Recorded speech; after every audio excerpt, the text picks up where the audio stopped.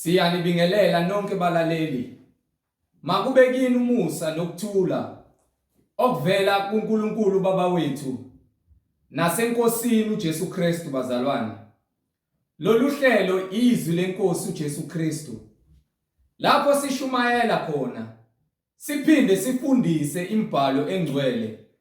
Sihlole imibhalo engcwele ngokwentando kaNkulunkulu kwindodana yakhe uJesu Kristu oyinkosi nomsindisi empilweni zethu. Igama lami nginguNkaniso Bright Zulu, ngihamba nomfowethu umhlengi Zondi. Bazalwane, sizocela ukuthi bonke abantu abalalele ukuthi babe namaBhayibheli abo. Noma imuphi umuntu ozwayo njengamanje ukuthi uthathe iBhayibheli lakho kuze sizofunda sonke kanye sibe nokuqonda imibhalo engcwele njengoba umoya ongcwele esihola ngendlela ebhalwe ngayo ezwini likaNkulunkulu iBhayibheli. Mungenalo iBhayibheli sizocela ukuba udownload iBhayibheli efonini yakho kwi-App Store kuze nawe uzofunda kanye nathi ube nokuqonda imibhalo engcwele. Kulabo abazothi sebelalele bathande ukuxhumana nathi mayelana nenkonzo yombhabhadiso egameni likaJesu Kristu ukuba bathathe imininingwane esoyishiya, nalabo abanofakazi ezimpilweni zabo ngemsebenzi emangalisayo kaNkulunkulu oyinkosi nomsindisi ezimpilweni zethu uKristu Jesu, nalabo abanemibuzo mayelana neBhayibheli ungenakho ukuqonda okufanele, ungenakho ukuqonda okuzokwazi ukuthi uhambe uphile impilo engcwele uKristu Jesu. Sizothanda ukuthi nawe uthathe imininingwane esoyishiya njengamanje. Ngizoqala nge-email address.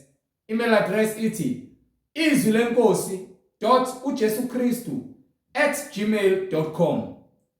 izwilenkosi.ujesukristu@gmail.com. Ngilandelise nge-cellphone number noma i-WhatsApp number noma i-SMS number la ungakwazi ukuthi usithole khona kuze sizokwazi ukuxhumana. 066 566 9245 066 566 9245. Bazalwane, izintshumayelo noma imfundiso zonke ziyatholakala ku-YouTube. Lapho uzokwazi ukuthi uhlale khona neBhayibheli lakho ulalelisise ubuke. Ungakhohlwa ukuthumela izihlobo zakho, ungakhohlwa ukuthumela abanye abazalwane okhonza nabo ebandleni nimdumise uNkulunkulu wethu, kuze nabo bezohlola imfundiso enifundiswayo ukuthi iyona yini le etholakala eBhayibhelini elingcwele. Ku-YouTube uthi izwi lenkosi uJesu Kristu, izwi lenkosi uJesu Kristu. Ungakhohlwa-ke ukuthi usubscribe kuzo njalo uzoyithola imfundiso eziphilileyo umoya ongcwele ethinta inhliziyo yakho kuze ube nokwazi ukuhlala ezwini eliphilileyo likaKristu Jesu oyinkosi nomsindisi. Bazalwane, ake sivule ngomkhuleko simbonge ubaba wethu osezulwini, simbonge uJesu Kristu ngokuthi usinikile leli thuba lamanje ukuthi sibe nokuphila, sikwazi ukulizwa izwi ngeindlebe zethu, sihlale emfundisweni ephilileyo enguKristu Jesu oyinkosi nomsindisi. Baba wethu osezulwini, malingcweliswe igama lakho Nkosi uJesu Kristu. Umbuso wakho mawufike, intando yakho mayenziwe emhlabeni njengasezulwini. Usiphe namhla isinkosi sethu semihla ngemihla, izwi lakho Nkosi uJesu. Usithethelela amacala ethu, usipha amandla okunqoba isitha esiphuphuthekisa ukuqonda, esiphuphuthekisa inhliziyo zethu Nkosi, kuze zingabambeleli ekukhanyeni, zingabaleleli emfundisweni yakho ephilileyo Nkosi uJesu Kristu. Siphe amandla okuthethelela laba abasonayo, ngoba Nkosi inyama iyakhohlisa, inyama Nkosi ayinakho ukuqonda, kodwa amandla aqhamuka kuwe Nkosi yethu uJesu Kristu, aqhamuka kuwe moya ongcwele ukuba sikwazi ukuthi sithandane njengoba sithi siyakuthanda nawe Nkosi, sithande omunye komunye, ngokuba umbuso ungowakho namandla nobukhosi. Moya ongcwele siyakwamukela, siyayivula inhliziyo zethu kuba uhlale ngaphakathi kithi, ukhazimulise, uzikhazimulise Nkosi uJesu Kristu, sinqobe. Siyayikhomanda njengamanje ingqondo zethu kuba zihlale emfundisweni ephilileyo enguKristu Jesu, sikhanye isibani Nkosi kwingqondo zethu, sikhanye isibani kwinhliziyo zethu Nkosi, kuze sibe nokuphila kuwe Nkosi yethu Jesu Kristu okuphakade, egameni lenkosi yethu Jesu Kristu manje naphakade, amen.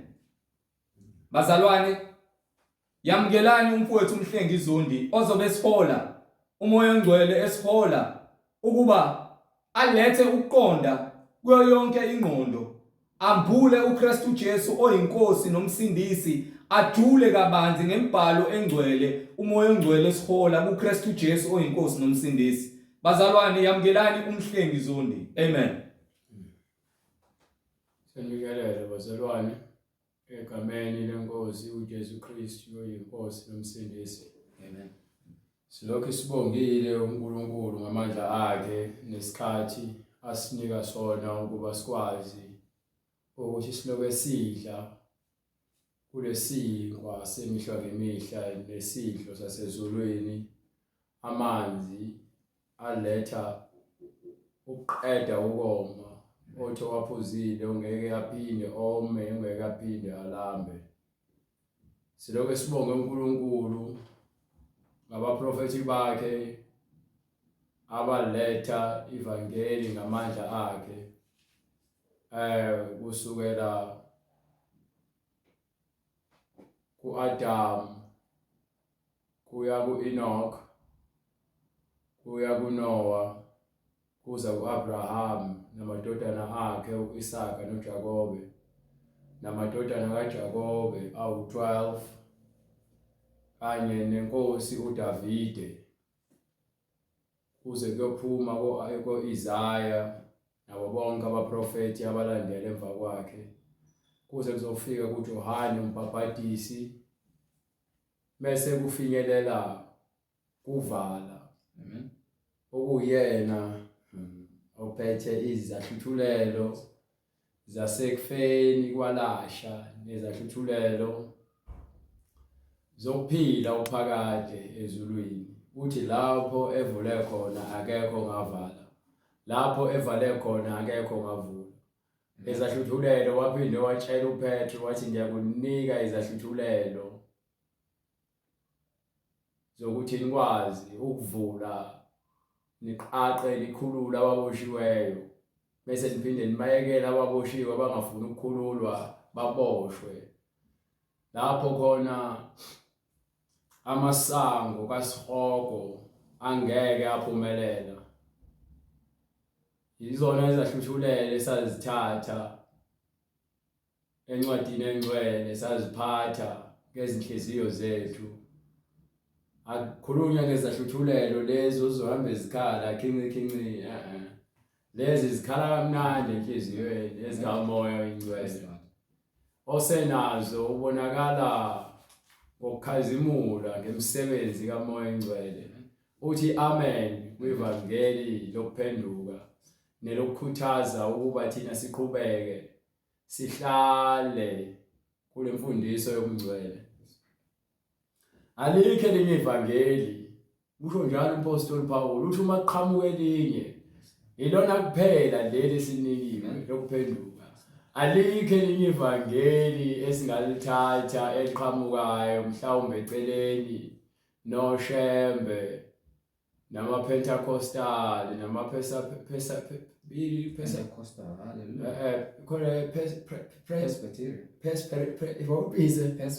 Presbyterian, ama-Methodist, amaLuthela, abakhuluma elinye ivangeli baphatha igama likaJesu Kristu, yebo, khona neZayoni phakathi. Yes, hallelujah.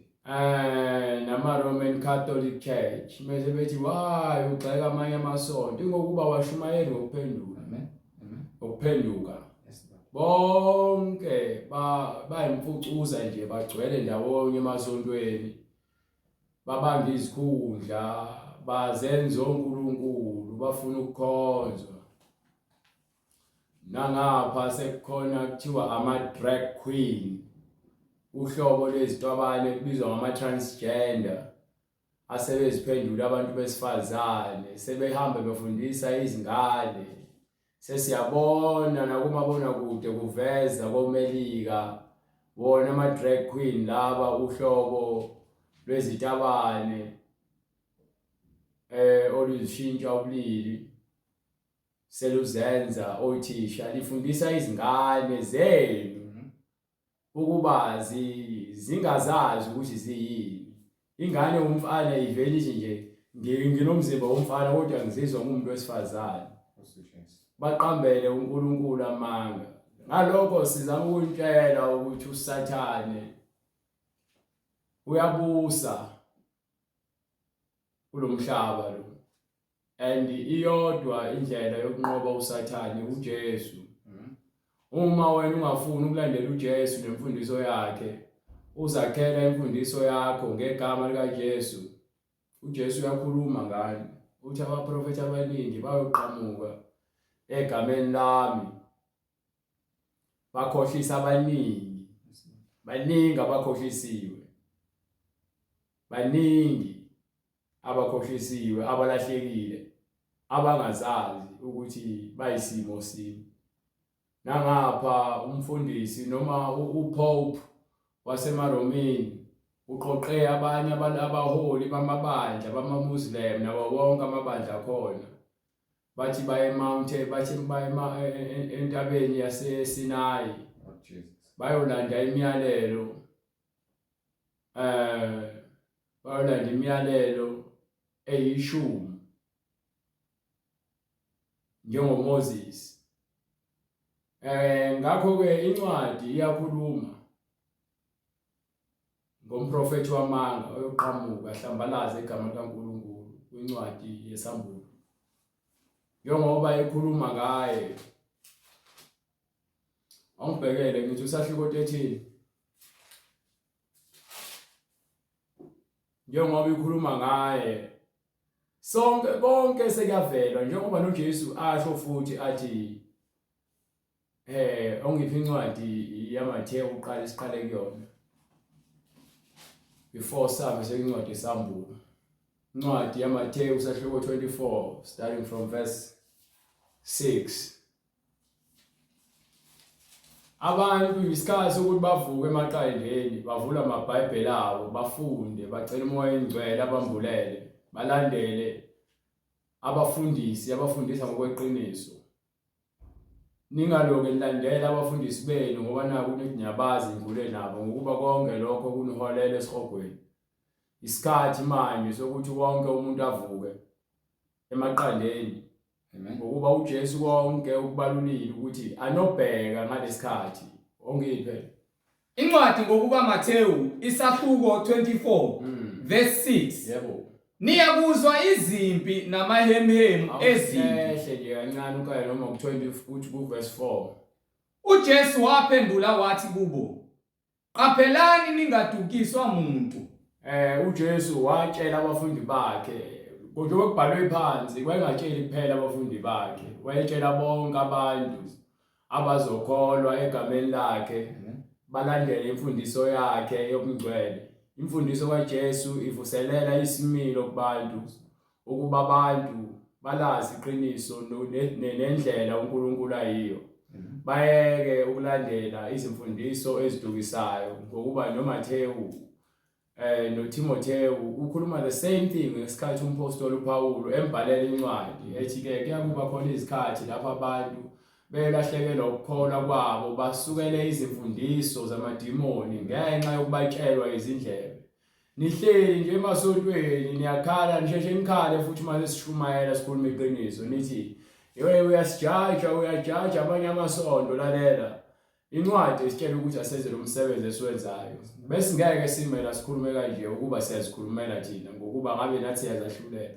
Kepha ngokuba lokho esikhulumayo kubhalwe phansi akekho umuntu onelicense yokungivimba. Indlela yokuthi ungivimbe ukuthi ungibulale ukuze ngeze ukukhuluma kanje. Ngale kwalokho uzobuyela eceleni ungidedele ngiqhubeke nalendlela leyo yokushumayela egameni likaJesu Kristu. ngomoya wentethelelo esulikiwe nomusa esunikiwe nomoya phezukwakho konke lona umoya weqiniso ongeke uze ukwenze lutho. Umoya weqiniso ungangibulala mina but umoya weqiniso ukwenze lutho. Mawubulala mina umoya weqiniso uyaphila kumina. Mina ngizobe ngikhazimula ngenxa yomoya weqiniso. Angikhathalele kuthenjwa umuntu ngokuba iBhayibheli lithi uqale kusiwe lowo othemba lakhe likumuntu ngokuba ufana nesihlahla esikugwadule esikendaweni eqaqase lapho khona ke isomiso lingekho khona kungekho khona amanzi nomfula kukhona nje ilanga kuphela siyasha leso sihlahla. Kubhlungu ukuthembela kuNkulunkulu ngokuba uthembele into ongayiboni kepha yena ukunika ukuthula ngokuba ukutshela ukuthi ke noma ngabe kunzima kanjani hlala linda. Fanele uhlolwe njengegolide emlilweni. Uma ungahlolwa njengegolide emlilweni ucabanga ukuthi unenhlanhla ngoba naku uSathane uyakununusela ngazo zonke izinto eziphathekayo nango shortcut. Unendoda egqokisayo ufeba nayo noma wena uphatha isibhamu ubamba inkunzi noma uyaskema abantu noma uyantshontsha noma uqamba amanga noma ngabe ungumbulali yiko kuba ufuna imali. Ayikho into ebulalela abantu ufuna imali. USathane vele ubabamba abantu ngemali. Lord Jesus. Kubhlungu ungabi namali uzitshela ukuthi impilo yakho ayinamsebenzi kanti uNkulunkulu umekubekele lokho akubekele kona ukubekele wena. Uma uzosuka wena kwiposition lapho ubekwe khona ugijime uhambe uyofuna ngendlela efunwa inhliziyo yakho njengoba nencwadi ikutshela ukuthi inhliziyo ingumkhohlisi. Bangakanani abantu abagcwele emajele ngenxa ukuthi bakhohliswe inhliziyo. Awukhohliswa inhliziyo yakho kuphela. Umngani wakho uma uSathane eseqedile ngaye usebenza ngaye ezekwele. Sathane uyazishintsha uzenza yonke into njengoba engena kubafana engena ezenza umoya umuntu wesifazane umbona umfana esefuna ukuhambisa esekhulumisa umuntu wesifazane. Sathane useqedile. Njengoba umbona umfana kade ephile eqondile efunde esontweni uyambona usephatha ibhodlela likaBhiya. Sethula ingoma zesonto ebandleni labantu abaphuza utshwala. Sathane useqedile. Esontweni omama bonke bamboza amakhanda bagqoke ngokuhloniphekile. Umama Mfundisi uhleli noyinzipho eziphenjiwe phambili inwele zakhe ezivezwe ngaphandle nenwele zokufakelwa. Uhleli lapha ngapha eduze kwaMfundisi wakhe nosofo omude yena yedwa. Futhi uzibone utho. Umfundisi akanenkinga ngoba uyasaba ukutshela umfazi wakhe iqiniso. iBhayibheli isitshela kahle lithi awukwazi ukuthi ungazitshela ukuthi wena uzozibiza ngombishop noma ngomdikoni uhlulo ukuphatha umuzi wakho. Ingane zakho ziyitabani umfazi wakho uyisileya queen. Indodana yakho iyi26 ne27 ne28. Noma ibhizi idlala ngabantu besifazane iyafeba amadodakazi akhe akhipha izisu. Awunankinga ukhuluma ngezinto ezilungisa isimini emakhaya. Kodwa uthi ufuna ukuhola ibandla nakhona futhi uloholiswa ngenxa ukuthi ke ufuna imali hayi ngoba naku ufuna ubulungiswa. Ayikho into iBhayibheli engayikhulumi. Ngeke ize nisirobhe ngoba naku nithi nina senihola amabandla for 20 years 50 years unabafundisi abangaphansi kwakho. Unabafundisi abangaphansi kwakho ngokuba wena uzenza usiyazi. Nabo ngoba bayibula abafuna ukuvula amehlo. Umuntu ofuna ukuhamba ngendlela elungile uqondiswa iBhayibheli nomoya ongcwele aqondiswa. Akekho umuntu ongangiqondisa. iBhayibheli kumele lingiqondise. Uma ungafuni ukulalela izwi mina nginamsebenzi mina endlini engcwele. Anginamsebenzi emzimbeni kaKristu. Amen. Uma ukuthi angifuni ukulandela into ebhalwe phansi. Angikhathali uma ukufundele ukuhambela ukuthi wena ukufundela ukuba umfundisi noma ukuba umshumayeli noma ngabe yinto eyiyona. Wakutshela esikoleni. Angikuyelanga esikoleni kuba umfundisi. Ngikhuluma into ebhalwe phansi into ethiwa siyenze emabandleni. Yes Lord. Amen. Uma nishongela iBhayibheli ukumehluko uma ukuthi uzohamba uyofunda uhambe ufaka umoya engcwele oyifake umoya kaSathane ozokutshela izinto eziphambene nemfundiso kamoya engcwele. Idakwa ziyalizonda iBhayibheli. Ifebe ziyalizonda iBhayibheli. Hallelujah. Abafundisi bamanga bayalizonda iBhayibheli. Yebo baliphatha kodwa balizonda. ngoba khuluma amanga beliphethe iBhayibheli incwadi yeqiniso kepha abantu abaningi balizonda itabane ziyalizonda iBhayibheli Lord Jesus. kepha bafuna izikhundla ebandleni bafuna izikhundla emabandleni kepha balizonda iBhayibheli abafuni ukufundisa ngeBhayibheli Lord Jesus. Incwadi yokuqala kuTimoteyu isahluko sesibili verse 5. Ngokuba munye uNkulunkulu, munye nomlamleli phakathi kukaNkulunkulu nabantu, umuntu uJesu Kristu, owazinikela abe inhlawulo yabo bonke, kube ngubufakazi besikhathi esiyiso, engamiselwa khona mina ukuba ngibe ngummemezeli nompostoli. Awubela incwadi yaMathewu sahluko 24 verse 4. So siyanitshela ukuba niqaphele nivule amehlo ningalandeli abafundisi ngokuba nibazi nokuba mhlambe benze izibonakaliso noma ngabe yiziphi izibonakaliso abazenzayo. Uma bengashumayeli ivangeli ukuthi niphenduke ezonweni zenu nishintshe indlela zenu nize ekhanyeni, uJesu usitshela nje kucace ba. Incwadi ngokukaMathewu isahluko 24 verse 4. Yes sir. uJesu waphendula wathi kubo, qaphelani ningadukiswa muntu. Qaphelani ningadukiswa muntu. Ngokuba kuzakuza abaningi ngegama lami. Ngokuba abaningi sebefikile usho njalo nencwadi yokuqala kaJohane athi ke umphiki Kristu ningezwe kuthiwa usazofika usefikile. Manje sebefikile ngalo igama lika Jesu Kristu. Bafika ngegama lika Jesu Kristu. Bathi mina nginguKristu. Bathi abanye iTrinity. uNkulunkulu iziqe ezu3 kodwa umoya ingcwele uthi uwodwa. Uthi uNkulunkulu I am one. Ngingedwa akekho umunye uNkulunkulu eduze kwami ngaphambi kwami eceleni kwami. So uma uNkulunkulu ethi uyedwa bese nithi nina khona inkosi ubaba uNkulunkulu baba uNkulunkulu indodana uNkulunkulu umoya ingcwele yinde ikuphi lonke eBhayibhelini. Ake ungikhombise ukuthi lento engishoyo uma ukuthi wena uyakholela kuyona kunomuntu omaphambi kwakho akutshela ukuthi khona uNkulunkulu baba noNkulunkulu indodana noNkulunkulu umoya ingcwele kukuphi lokho ngifuna nje lokho angifuni izinto eziningi ngifuna lokho. Uma kungekho bathi ngesingisi God the Father, God the Son, God the Holy Spirit ayikho lonto eBhayibhelini. Ayikaze ibe khona angeke ize ibe khona igama elithi Trinity lisho izinto eziwu3 Lord Jesus. ezahlukene. Yes Lord. Trinity 3. Yes Lord. Mengibala 1 2 3. Yes Lord. Hallelujah. Trinity 3. Hallelujah. But mina ngingedwa mina. Ngeke ngihlukanise mina. uNkulunkulu nezwi lakhe munye. Amen. Ngokuba bathathu abafakazayo, umoya namanzi negazi, labo abathathu bavumelana entweni inye. Ungajahi lapho hlehla. Hallelujah. Incwadi yokuqala kaJohane isahluko sesihlanu verse 5.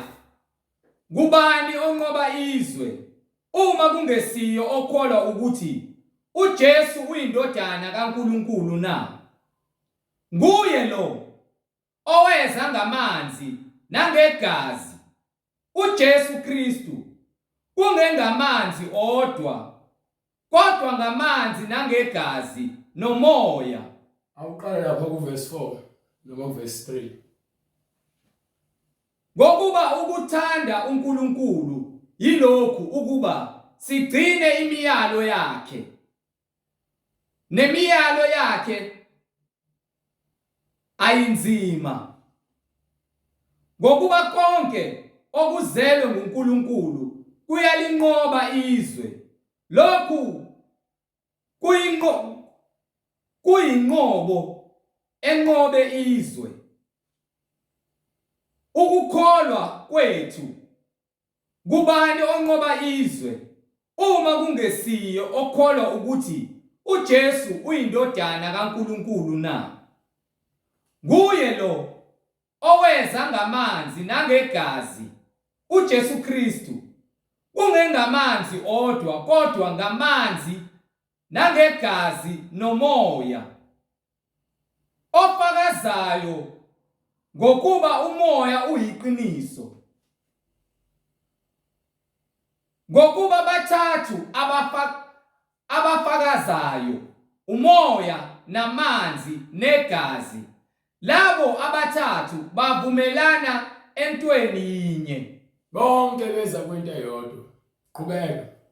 Uma samukele ubufakazi babantu, ubufakazi bukaNkulunkulu bukhulu kunalobo. Uma samukela ubufakazi babantu, ubufakazi bukaNkulunkulu bukhulu kunalobo bufakazi nibamukela ngabantu abafundisi beni bamanga. Ngokuba ubufakazi bukaNkulunkulu buyilobu: abufakazile ngendodana yakhe. Okholwa indodana kaNkulunkulu unobufakazi phakathi kwakhe. Okholwa uJesu unobufakazi phakathi kwakhe, kuwe ngaphakathi unomoya oyingcwele, ufakazi umoya weqiniso.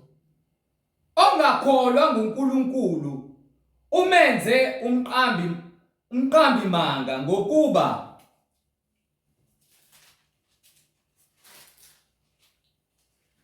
ilunga kuye, ngokuba engakholwanga ngubufakazi uNkulunkulu abufakazile ngendodana yakhe. So imbhalo ikhomba ukuthi uJesu uyindodana kaNkulunkulu, and uNkulunkulu wayekuyona indodana iletha ubufakazi. Abapostoli bawufakazi, baletha ubufakazi. Ngakho ke uma ungakholelwa, ngisho ngoba amaMuslim nawo athi uJesu akafanga esiphambanweni, okwesibili uJesu bathi ucashile, azange avuke, azange akhazimule. Bayaphika futhi ukuthi uJesu uyindodana kaNkulunkulu, bathi ungumprofeti nje. And umprofeti wabo uMuhammad abukho ubufakazi obuvumelana nalezi zinto ezibhalwe phansi, konke akushoyo kuyaphikisana. And ngaphezulu kwalokho banezinkumbi zabalandeli, and uhulumeni no-government walomhlaba abanankinga namaMuslim ngokuba abashumayeli ubulungiswa. Ingakho amaMelika noma ama-Americans enza ama-movie ngama-Islam nama-Muslim bebulalana ngokuba iyona into abayiphelelayo. Mase kuziwa kuJesu bayazi ukuthi kuJesu khona ubulungiswa nokulungiswa kwesimilo. Ingakho bengafuni ukuthi kupromotwe ukushunyayelwa kwegospel. Becindezela, bebulala, bezingela abantu bonke abashumayela iqiniso ngokuba yini kufanele bavalwe, ngokuba bonke abantu abaphethe umbuso baholwa uSathane ngokuba benza izinto ezijabulisa abantu, ngokuba befuna ukwenza inzuzo nokubulala abantu bakaNkulunkulu. Ingakho ke abafundisi bamanga sebebaningi, sebevale imlomo. Khona no-TD Jakes laba basemelika abanabalandeli abaningi abathi mekubuzwa ngezitabane kuma-interview base bethi hayi abayibona inkinga nje. Abanye uTD Jakes uthi ziningi indlela zokezulwini. Ayikho lonto leyo, aziziningi indlela zokezulwini, azisoze iyodwa Jesu thi ngiyindlela neqiniso nokuphila. So uma ungafuni ukulandela uJesu, ungafuni ukuzwa ngoJesu, ngeke uze ulibone izulu. Lokhu sikutshela ngezilokotho ezinhle zikamoya engcwele mahala, akufanele uze uthenge ngokuba kuthiwa lithenge iqiniso mahala bese ungasalidayisi. Yezwe indaba. Ngakho ke siyakuvuselela, siyakuqwashisa ukuthi yekelani nabapostoli nabaprofeti nabafundisi bamanga abaniholela esihogweni ushembe ngapha uthi uShembe waseNazaretha. Ngeke sibe noJesu waseNazaretha bese sizoba noShembe waseNazaretha. Angeke kwazi munye uJesu. Yes, Lord. Amen. Umprofeti wakaShembe akakaze afe avuke. No. Akakaze akhazimuliswe. Yes, Lord. And zonke izibonakaliso zakhe azingafakazi ngokuba akho iBhayibheli elikhuluma ngaye. Yes, Lord. Amen. So ibandla lakhe nabantu bakhona sebengazikhohlisa ngokuba ke bafuna ukugculisa inhliziyo zabo ngoba bethi hayi ibandla labantu abamnyama ayikho lonke eBhayibhelini. Uthi uNkulunkulu udale zonke izizwe Yes, Lord. ngagazi linye. So akukho ukuthi wena uzozihlangula ngoba nawe ubona ukuthi ibandla lakho lingcono. Alikho ibandla elingcono ngaphandle bona kaJesu. Ngokuba lona linobufakazi njengoba lizilethele ubufakazi. uMoses akakaza akhulume ngoShembe. Akhona elilodwa iBhayibheli elikhuluma ngomprofeti uShembe. Ngokuba phela uJesu kuphela owaseNazaretha yonke imibhalo futhi iyachaza bese kuyihisa kuyothiwa waphuma eNazaretha, waphuma eGalile.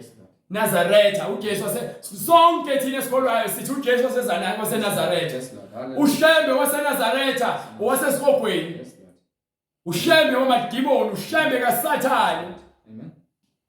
Yilobu ubufakazi ukuthi uNkulunkulu usiphile ukuphila okuphakade. Nalokho kuphila kusendodaneni yakhe. Onayo indodana unokuphila. uShembe akasiyona indodana kaNkulunkulu. Ongenayo indodana kaNkulunkulu akanakho ukuphila. Uma ungenaye uJesu angikhathali ukuthi ngabe sokholwa kangakanani ngaShembe wagcina isihluthu saze sashintsha umbala sagold. Sangathi sinezintuli nentshebe yakho esinayo futhi igcwele izintuli. Uma uJesu ungazange ubhaphathiswe egameni lakhe, bonke abangabhaphathisiwe abangamamukelanga uJesu abahlabela amadimoni. Ngisho ngayentabeni ugcina isabatha. Uma uJesu ungazange ubhaphathiswe egameni lakhe njengokusho kwemibhalo ongiphi incwadi uzobela kwincwadi yaMathewu sahluko 24 verse 4. Qala kwincwadi yaMathewu chapter John chapter 3 from verse 4. Ngalesikhathi starting from verse 3.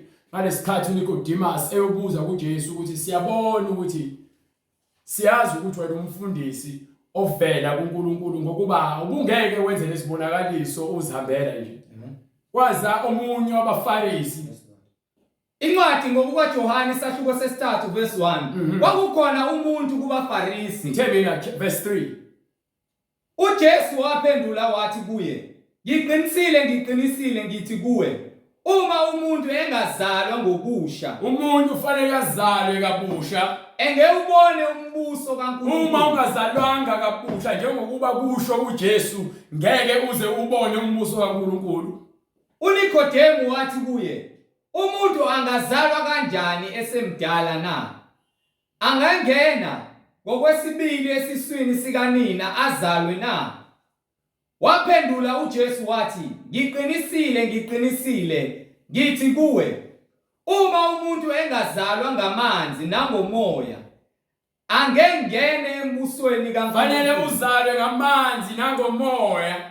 Ngeke uze ungene embusweni kaNkulunkulu ungazalwanga ngamanzi nangomoya. And uyedwa okufaka emanzini ngegama lakhe nokunika umoya wakhe. Hallelujah, glory to God. Jesus. Hallelujah. uJesu uyindlela, uShembe akayona indlela. uShembe akayona indlela. Soze ungahlala khona ngoba naku wena ufuna ukuthi nje ugcine ugcwalisa izinkanuko zakho. Ufuna uqinisa ikhanda. Le ncwadi iyafakazela ukuthi abantu bawontamo olukhulu. Inhliziyo zabo zikhulu. Akekho ozongena ezulwini ngaphandle kokuba azalwe ngamanzi nangomoya. Lokho kuzelwe inyama kuyinyama, nalokho kuzelwe ngumoya kungumoya. Ozelwe ngenyama uma uzelwe ubaba wakho noma wakho owenyama. Kepha uma sonomoya kaJesu, uma sonomoya oyingcwele, wena so kaNkulunkulu usunelungelo ukuthi ubaba wakho usezulwini uNkulunkulu ngokuba yini ungene kuye usondele kuye ubaba osezulwini ngoJesu. Anginankinga uma kukhona umuntu othi mhlambe yena lento engishoyo ufuna ukuphikisana kanye nayo angalethe iBhayibheli lakhe siwambule ama scriptures siveze ukuthi ngabe uNkulunkulu wathumela ushembe kuphi na. Noma ngabe kukuphi lekuthiwa khona uMose wakhuluma ngoshembe wathi ngumprofeti ozayo. Ukuba phela incwadi yezenzo izifakaze ithi uMoses wakhuluma wathi uyolandela omunye umprofeti ofana nami anomlalela uNkulunkulu uyakumthumela ongamlaleli uyakubhubha. Yingakho ngibhubha. Lalela uJesu ubenika abafundi bakhe izahluthulelo ubanikela ukuthi bezwe izwi lakhe lelalishiya nabaprofeti. Uma ungafuni ukulizwa izwi lelesihlumelayo kaJesu wena uboshiwe wena uyabhubha wena uyesogweni ngokuba ufuna ukwamukela uJesu njengendodana kaNkulunkulu awufuni ukwamukela uJesu njengomsindisi wakho. Iyona into enzoyifela leyo kuphela. Hallelujah. Hayi nginesikhathi sonke sokuthi wena ungibhalele WhatsApp noma kwi-SMS noma kwi-email address Noma ke. Hallelujah. noma ungifonele noma uze wena Kathatha Cape Town. Amen. Uze wena Amen. sivule ibhalo sibheke ukuthi ngabe ngempela lezi inkolo zethu ukhona nje khona uNkulunkulu athi uyiTrinity khona eBhayibhelini noma athi uyiziqe ezu3 kukhona yini lathi uNkulunkulu ke asobhabhathiswa egameni noma sibheke singa ngoba washo uJesu sike sibheke ukhona lobhabhathiswa egameni likaYise lendodana likaMoya eNgcwele bese sibheka ke manje ukuthi ke kukuphi le khona kuthiwa ke ushembe uyindlela neqiniso sifuna ngeBhayibheli. Yonke imbhalo konke akushumayelayo ushembe akwazi ukuba wakashembe kuphela. Fanele kube khona ubufakazi ohambisana nale ncwadi ngoba uNkulunkulu munye usho njalo. uNkulunkulu munye. Yes Lord. And ungumoya, umoya weqiniso. Amen. Wathumela indodana yakhe yafike yafa yavuka. Yes Lord Jesus. Amen. Nibhajiwe amabandleni aqanjwe abantu ngokuba ninalo ulwazi. Amen. Uthi uHosea abantu bayaphela ayabhubha. Ngokungabi nalo ulwazi. Kwela ngale uncwadi kaMathewu sike sibheke 24 sike sibheke verse 4. Incwadi ngokukaMathewu isahluko 24 verse 4. uJesu waphendula wathi kubo, qaphelani ningadukiswa umuntu. Qaphelani ningadukiswa. Yayibona yonke into esikhulumayo ibhalwe phansi. Sichaza ke into ebhalwe phansi uJesu into ayisho. Qaphelani ningadukiswa umuntu. Ngokuba kuyakuza abaningi ngegama lami Maningi amabandla, maningi ngikutshela amabandla. Anamagama, amanye aphuma ngaphansi kwamanye, amanye ayaqala, hambe etshala amabandla lamagatsha, abantu balamagatsha, bajabulisa ukuba namagatsha.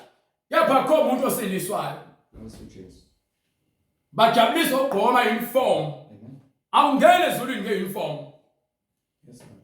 Hallelujah. Uma inhliziyo yakho ingahlambulukile, ingekho msulo. Yes Lord. Njengokuba uJesu esho ethi babusisiwe abahlambulukileyo enhliziyweni ngoba bayakumbona uNkulunkulu. Bayakumbona. Yes Lord. Amen. Bese phinde futhi ithi ke abaningi bayokuza kimi bathi Nkosi Nkosi ungani saprofeta nje ngegama lakho. Sakhipha amadimoni. Amen. Hallelujah. Kanti babenza amaqhinga benza amacebo. Yes Lord. Bathi Nkosi Nkosi bese athi ke hambani sukani kimi nina benzi bokubi. Amen. Anginazanga ngokuba bengiqhuba ukukhohlakazi. Ezindaba Hallelujah. baningi bafikile ngegama likaJesu kepha bakhuluma indaba yokuphenduka batshela ukuthi yekela ukuba isidakwa.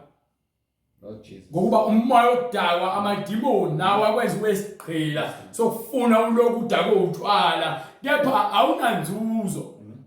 uma ubalekela inkinga udaba utshwala ngakusasa uvuka so sober sebujamukile utshwala sekumele uphinde udakwe futhi. At the same time namadimoni afuna ukuqeda ngesikhumba sakho, afuna ukuqeda ngobuso bakho ube nephuza face. Amen. Hallelujah, Lord Jesus. Bhema insangu, bhema ugwayi, bhema idakamizwa, bhema iwunga, bhema inyawope. So uzobashintsha. Udliwa ama-chemicals. Udliwa ukukhanuka, amadimoni enkanuko aloku ekuthumela ekutheni udle kuze kube nini uzibulala. Kuba phela niyazibulala nina manje. Moya okufebe. Lala nabo bonke abantu. Awusazazi ukuthi ubani. Usuthule nanobizo omunye. Yini? Umoya ofebe usuyakuveza, usuyaphalaza ukuthi wena ungcolile. Akukho phela kuwena. Hallelujah. Yebo uyavuka esontweni ekhwayeni. Uthi uyakhonza. Hallelujah. Umfundisi ubhizi ubuka ama video cansi esontweni uyajula ukuthi uzobuka abantu besifazane abagqoka iqebhezana ngokuba yini lento yokubuka ama video cansi isimjovile useyisigqila. Seyisigqila. Samadimoni ocansi. Ubhizi engane encane usibiza ngolavi nohani, uyazibamba uyazigaxa uyazikhanuka. Wena mama utshela ukuthi umfundisi unothando lokuthanda ingane ngoba umfundisi unoJesu, kanti ugcwele amadimoni indodana kaSathane. Sathane namabibani. Hallelujah. Ngokuba kuza abaningi ngegama lami. Bonke bayeza namanje bayavuka. Amasonto ama-Nigerian, ama-Congolese, ama-Americans. Le-South Africa khona yonke inhlobo yamasonto. Pentecost, Methodist. Abuza umpostoli Paul athi uhlukanisiwe yini uKristu? Hallelujah. Wabethelwa yini uJohane uMbhaphatisi? Wabethelwa yini uShembe? Wabethelwa yini uPope? Wabethelwa yini uMaria?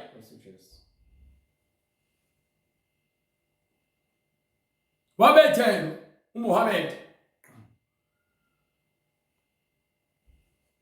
Angeke ukuthi mina ibandla lami akulona ibandla lami. Bandla likaKristu umzimba munye. Inhloko yini? Wayisine inhloko ezingaka. Why? Sinezinhloko ezingaka. Ngokuba abaprofeti bamanga sebevukile bonke beza ngegama likaJesu. Kepha khona oyedwa onokwambuleleka. Basaba ukukhuluma iqiniso ngoba yini basaba ukuthi bazolahlekelwa abalandeli, bazolahlekelwa amalunga. Uthi uJesu loyo ngiphika. Ongiphe lo ncwadi kuMark 8 from 34. Lokho ongeke azayivume indodana yomuntu phambi kwabantu naye uthi uyakumphika. Ongiphe 8:34. Incwadi uMark isahluko 8 verse 34. Yebo. Wayesebiza isixuku nabafundi bakhe. Yes sir. Wathi kubo, uma umuntu ethanda ukuza emva kwami. Uma umuntu ngifuna uzwe kahle lento le. Hayi ukuthi umuntu akeze emva kwami. Wathi uma umuntu ethanda, uNkulunkulu usinika intando, usinika isikhathi sokuthi thina sizahlulele ukuba ngabe siufanele yini umuso wakhe noma cha. Uma umuntu ethanda, sishumayela nje ngoba yini siyazi ukuthi uma umuntu ethanda iqiniso uzolandela uJesu, akalandeli mina. Amen. Uma umuntu ethanda ukulandela uJesu uyakwenza njani? Uma umuntu ethanda ukuza emva kwami, makazidele. Fanele azidele. Uma kuthiwa uyazidela, kusho ukuthi ke wena uyazinikela.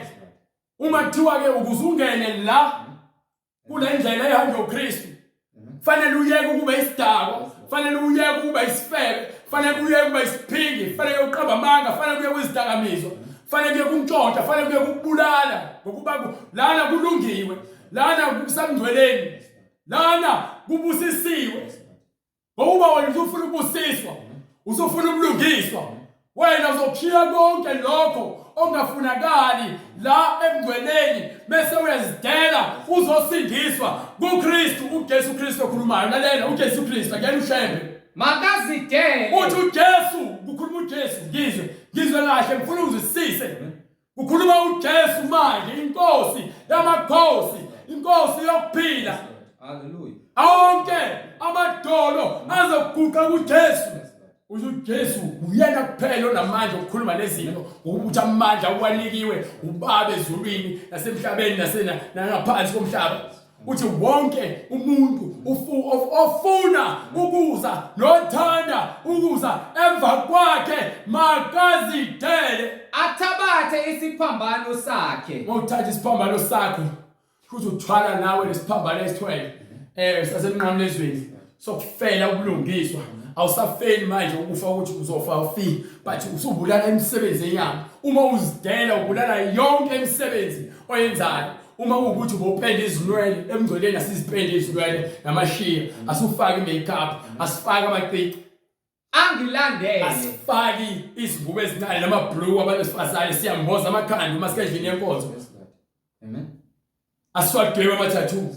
Emzimba yethu akuseyona le mzimba esigqokile akuseyona yethu. Hallelujah. Amen. Amen. Akuseyona yethu. Ingakho Jesu uma umuntu efuna ukuza emva kwami noma ethanda ukuza emva kwami makazidele, athathe isiphambano sakhe angilandele qhubeka. Ngokuba yilowo nalowo othanda ukusindisa ukuphila kwakhe. Lowo othanda uma uza kuJesu uza entsindisweni, uza kwinsindiso, uzosindiswa. So yonke imisebenzi yenkanuko nokuba isigqila sesono isele ngemuva, awusezi nayo. Uma ufika nayo uzogezwa, uzokhuculwa yonke lo nsila. Amen. Ngokuba yiloyo naloyo othanda ukusindisa ukuphila kwakhe. Ngokuba yiloyo naloyo othanda, abantu bathanda ukusindisa ukuphila kwabo, bengakho bethatha amathemba abo bewabeka kubantu. Uyakulahlekelwa yini? Uyolahlekelwa ukuphila kwakho ngenxa yokuthi wena ubona ukuthi imali uNkulunkulu wakho. Izindaba ulahlekelwa ukuphila kwakho ukuba uyokwenza noma ngabe yini ukuze uthole imali. Asho uJesu kuyokuba yini ukuthi uzuze izwe lonke bese ulahlekelwa ukuphila kwakho. Hallelujah. Uma umuntu Yes, God. ethanda ukusindisa impilo yakhe uyakulahlekelwa yiyo. Yes, God. Kepha olahlekelwa ngokuphila kwakhe Kepha lowo ozidelayo ngenxa yami ngenxa kaMoya Oyingcwele, nangenxa yevangeli, ngenxa kaJesu, yayindaba yonke ikhomba uJesu, nangenxa yevangeli likaJesu uyakusindiswa. uyakusindiswa, Amen. uyakusindiswa, uyakuthola ukuphila, uyakuphuza emfuleni ongashi, aphuze lapho engeke aphinde khona aze ome. Amen. Uyakukusindisa ngokuba kuyakumsizani umuntu ukuzuza izwe lonke, Uyakukusiza ngani ukuthi uzuze izwe lonke, alahlekelwe ngokuphila kwakhe. ulahlekelwa ukuphila. Na. Ubizi ufuna ukubukwa ka-social media, ko-TikTok, ufuna ukuthandwa abantu uze wenza izinto ezihlambalazayo uthi uyakholwa wenza izinto ezihlambalazayo, uthi ukholwa kaShembe awuyiboni into ihlazo uma wena uphosta abafana bezenza amantombazane. Lord Jesus. iBhayibheli esitshela lithi akubona bodwa laba benza isono, kepha yilabo abajabulayo nabasupporta laba benza isono, nimoya munye nabo. Lord Jesus. Uma umuntu efeba umoya munye umoya munye nomoya ofeba. Uma umuntu eqamba amanga umoya munye bashadile nomoya oqamba amanga, until uzushiya umoya oqamba amanga uze kuJesu lokho ikona uma uJesu uphilela uJesu uphilela yena yedwa ushadile kuye kuJesu wena usemzimbeni kaKristu ibandla likaKristu umfazi kaKristu uKristu uyinhloko yebandla njengokuba nendoda iyinhloko yomfazane Yingabe engakhiphani umuntu yini umuntu angayikhipha kube isihengo sokuphila kwakhe ukuze ashintshanise enze isihengo noma enze indlela yokuthi ashintshanise umphefumulo wakhe kube isihlengo sokuphila kwakhe na ukuze ahlenge ukuphila yini ungayenza ngokuba le mali oyisebenzayo eningi ngeke izihlenge le mali lo oyikhonzayo yonke ufuna ukuba usaziwayo uveza izinqa TV ubhema insangu TV ubhema utshwala uthuka inhlamba TV bese uthi uyakholwa wena besifazana ugqoka amabhlungu TV ekubeni uzibiza ngomKristu alela alikho elinye ivangeli lona lodwa leli ngokuba yiloyo naloyo onezinhloni ngami yabona le ngifuna khona thaqa ngifuna la thaqa la umoya engcwele ekutshela khona ukuthi wena unamahloni ngaye uyasaba ngoJesu uthi yilowo nalowo onamahloni ngami nangamazwi ami nosabayo ukumela iqiniso nosabayo ukukhuluma iqiniso kulesi sizukulwane esiphingayo ilesi sizukulwane nesitshela ngithi umuntu uma efeba umoya munye ushadile lokufeba uyaphinga ushadile nomoya wokuphinga uyaqamba amanga ushadile nomoya uqamba amanga ukhonza uNkulunkulu abathathu ushadile nalomoya wena uyaphinga isizukulwane seziphingi bafuna ukwenza izinto eziningi bebe bezibiza ngabantwana bakaNkulunkulu nina manga awukwazi umntwana kaNkulunkulu ekubeni wena usabhizi ufeba namadlozi ufeba namadimoni ufeba nabathakathi ufeba nogwayi ufeba notshwala ufeba nabantu besifazane ufeba nabantu besilisa awukwazi ukuba kamoya engcwele awukwazi ukuba kaJesu uyakuphinga ngokuba yiloyo naloyo onezinhloni ngami yiloyo naloyo onezinhloni ngoKristu nangamazwi ami kulesi sizukulwane esiphingayo kulesi sizukulwane esiphingayo sonakele nendodana yomuntu iyakuba nezinhloni ngayo nathi uJesu uyawuphinga uyokuba namahloni ngawe phambi lapho iza ngenkazimulo kayise uthi uyakuza ngenkazimulo kanye nezingilosi izwa uJesu uthi uyakuza ngenkazimulo obaba wakhe kanye nezingilosi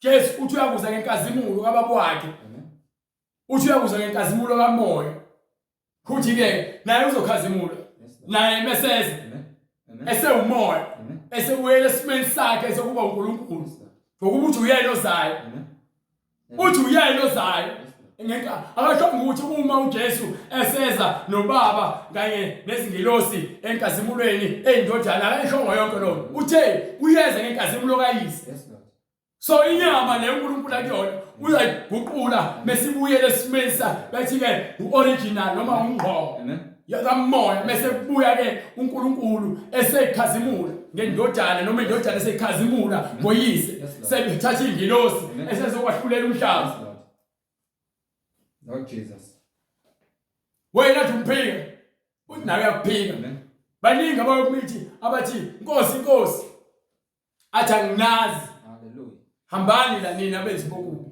hallelujah anandaba kuJesu nina abantu abafebayo ngezinto zomhlaba amen hamba encwadi yaMathewu 24 verse 6 incwadi ngokukaMathewu isahluko 24 verse 5 ngokuba kuyakuza abaningi ngegama lami bathi mina nginguKristu badukise abaningi akusho ukuthi bazothi bawuKristu ngempela abanye basenza abaprofeti bathi uNkulunkulu abanye bakhuluma noNkulunkulu ngqo Jesu bahleze tshela abantu ukuthi yazi uNkulunkulu ungitshela ukuthi uJesu kodwa uyakhala umoya engcwele kwincwadi kaJeremiah sahluko 23 verse 21 or verse 16 phakathi kwalezo incwadi lezo uyakhala umoya engcwele athi labo bayakhuluma labo mina angaze ngibathume incwadi uJeremiah sahluko 23 verse 21 mina ngibathumanga abaprofeti uthi umoya oyingcwele angibathumanga laba profeti nokho bagijima kepha